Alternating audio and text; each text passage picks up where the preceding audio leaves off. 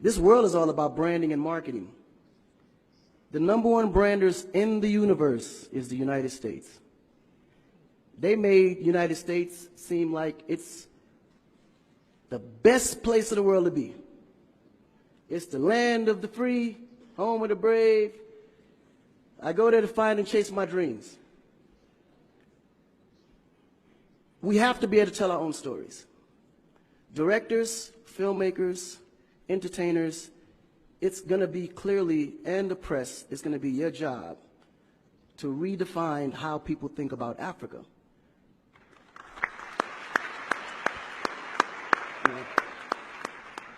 Because you're here, you see what's going on. You clearly can see in a vivid picture the good, the bad, and the ugly. What you choose to put out there is what the world is going to get. Because I can tell you right now, in Chicago alone, there's more people dying in Chicago than there was in the war in Iraq.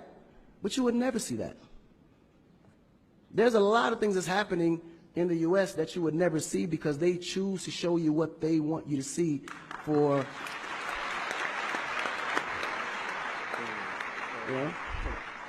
It's about country integrity. You have a certain reputation you have to keep. No one puts their family business out into the street. One of the problems we have in Africa is that when something happens, the press is quick to put out negative energy and quick to put out a negative story.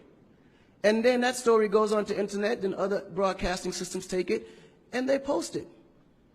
So when you look at places like Kenya, for instance, that I know of, maybe 2 terrorist attacks? But it was everywhere. So now people was afraid to go to Kenya because somebody shot up the mall.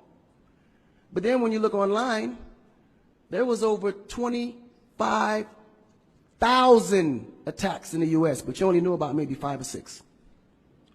So we have to really rebrand. And then when you look at how the world perceives Africa, they're right. You know, you see zebras, lions, tigers, bears. Oh my. You get to the point where you think Africa's just a big jungle. The images that they're showing of Africa is historical images. This is way before civilization. This is when they were still, battling with spears, like times of Shaka Zulu. No, I'm serious. But then when you look at the U.S., they're showing Superman, Batman,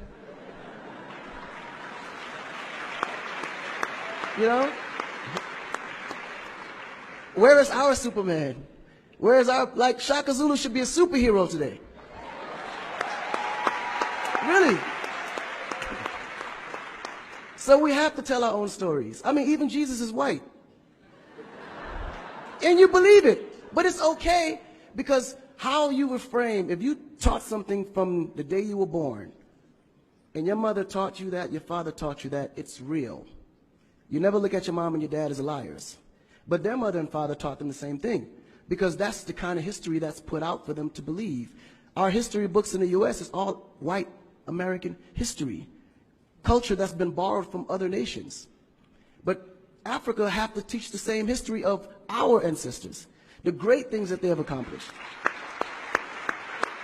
And it's going to be the jobs of directors like yourself, filmmakers like yourself, to narrate that story. How do we want to be perceived? How do we want that story to be narrated to the rest of the world? This younger generation, we kind of figured it out. Because now, when you look at hip-hop in America, every rapper is rich. Gold chains, Bentleys, nice girls by the pool with bathing suits in this big mansion. And then, when the video's over, they get on their phone and call an Uber. They don't even come in the Bentley that you just saw in the TV. But you go to Nigeria, we got Wizkid, Davido, P-Square, all these guys driving a Bentley, Mercedes. They actually own those cars. That's the difference. But if we don't translate that, they will never know. They think we're going to leave the shoot and go home on a horse or a zebra. Because that's what they know. This is why African Americans are so afraid of Africa. You mention Africa, they start shaking. There's so much fear. They don't know how to translate that. It was just recent that people are now saying, yeah, man, you know what? I rock with Africans, man. You know what I'm saying? I want to do some collaborations, man. Yo, man, I need an Afrobeat remix, you know what I'm saying? But before, they'd be like, man, I don't know that dude. I'm not putting him on my record. So the younger generation is slowly understanding how you have to rebrand the culture, because the culture has adapted. They've actually took everything that we've created and made it look better. They made a superstar look like a superstar. When I look on TV and I see our biggest entertainers, they don't look like stars. That's why you can't really respect the entertainer. If a politician saw a singer, he'd just be like, oh, he's just a local singer. But if he go to that local singer's performance, he may sell out the stadium because he has a huge influence, but the image is not there. So we have to take the image as a huge accountability for ourselves and realize that Africa really does have a reputation. But if we allow our stories to be told, our stories will be told according to their agenda on what they need to be able to benefit from Africa. So we have to tell our story so we can be able to understand how we can utilize that story to benefit for our agenda. You know? So in closing, this job is for the entertainers, the filmmakers, the reporters, and anyone that creates content. We have to rebrand. And we have to rebrand it in the way that we see it and tell the story to where they can understand it, feel comfortable, and want to come here and invest.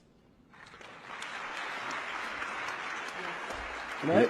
To add to what Akon